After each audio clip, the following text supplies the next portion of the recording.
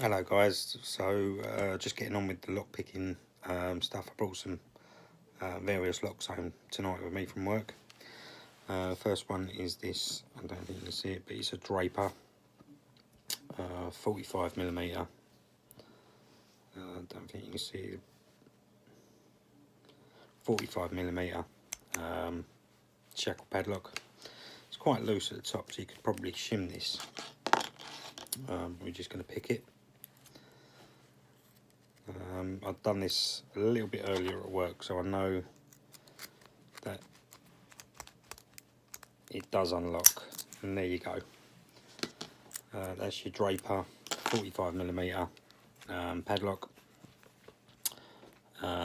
So you could probably shim this. Not very good, but not bad from a third sort of padlock. If you like any of these videos, please like, subscribe, and I'll be doing more locks as and when I get some. Cheers.